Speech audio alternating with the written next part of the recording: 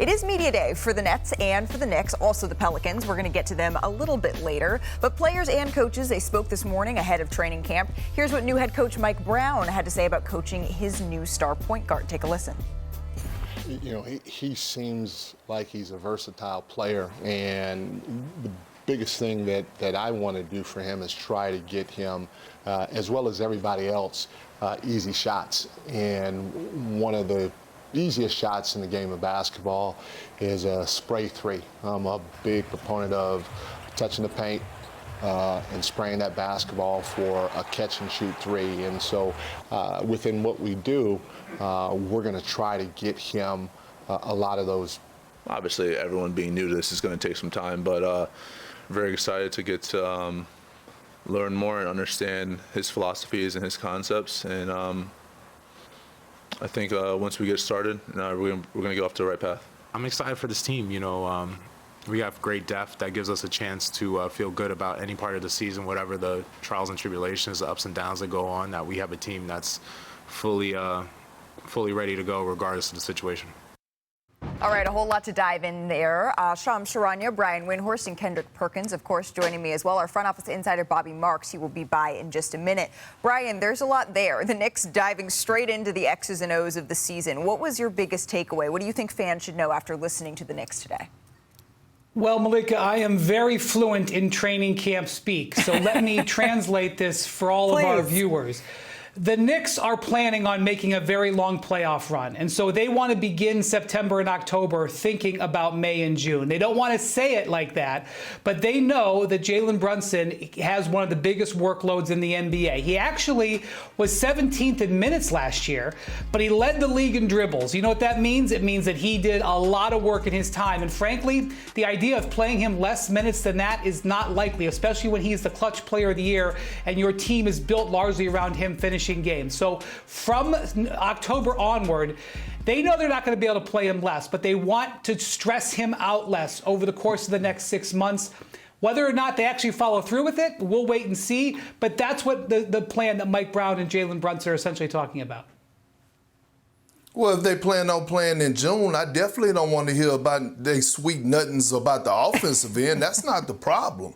I want to hear about defense. If you're going to play in the June, you got to be able to defend, and it starts with your two stars. And right now I'm looking at Jalen Brunson and Karl-Anthony Towns on what they did last year, smothered chicken, oxtails, and sweet potato pie. That's how sweet they are defensively. You look at Karl-Anthony Towns and you look at some numbers right here. He ranked 43rd out of 50 qualified players in field goal percentage allowed. He was getting scored on 60% of the time. If the Knicks are going to take that leap, getting to the NBA Finals, trying to win a championship, it's going to be because of Karl-Anthony Towns and his ability to be able to anchor the defense. We know that he's one of the most skilled bigs to play offensively of all time. One of the best, if not best, shooting big to play the game of basketball. But defense wins championships, and that's what I want to hear from now to this start, going into training camp, all the way throughout the course of the season when Mike Brown addressed this team is the defensive side of things. Well, there was another D word that came up a lot for the New York Knicks last year, and that was depth, Perk. This Knicks team, of course, it kept its core together, but they also added new bench pieces, and you have said that you wanted to see, particularly in the regular season, leaning a little bit more on the bench. So what else, Shams, needs to be done for this team before they start the season if they're going to have the long playoff run that Brian is saying that they're looking toward? Yeah, Malika, the Knicks need to finalize multiple key positions on their bench, and that's two players, Malcolm Brogdon and Landry Shamet. Malcolm Brogdon and Landry Shamet both signed deals with the intent and the plan for them both to be on the roster on opening night and this regular season. Brogdon, I'm told he's expected to play a key bench role in the rotation. Landry Shamet's a guy you can kind of plug and play whenever you need a player on the wing to eat up some minutes as the season goes on. He's also well respected, but how do you do that? They have a lot of cap issues right now that they've got to work through. What does that mean? But both those players signed a deal. They're expected to be on this team. When you talk about flexibility, I think of Bobby Marks, not because he can do the splits, but because he makes sure that we understand the financial flexibility. He is here with us now. Bobby, when we take a look at the Knicks depth chart here, Mike Brown has said he's not sure who the fifth starter is going to be. How are they going to utilize them? Well, listen, when we look at the players that are underlined, this is the starting lineup from last year. The second most points per game since 1980. 86 and 87. They joined Denver last year. We talked about depth. Look at all this depth they went out. Certainly Malcolm Brogdon and Landry Shamet. They bring back Miles McBride and they signed Jordan Clarkson. I think there's some big questions here when we're looking at the Knicks offseason. I think there's 4 different things here. It's NBA Finals or bust when we're looking at it. I equate it almost to what Detroit did 20 years ago. Rick Carlisle out, Larry Brown in. They go out and win a championship.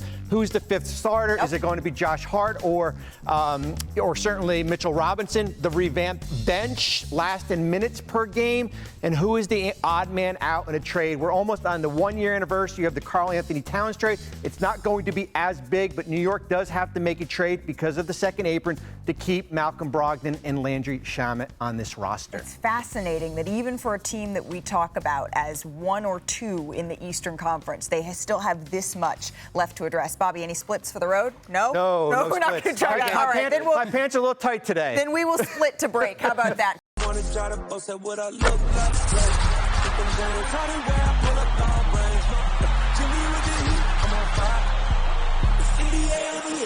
fire.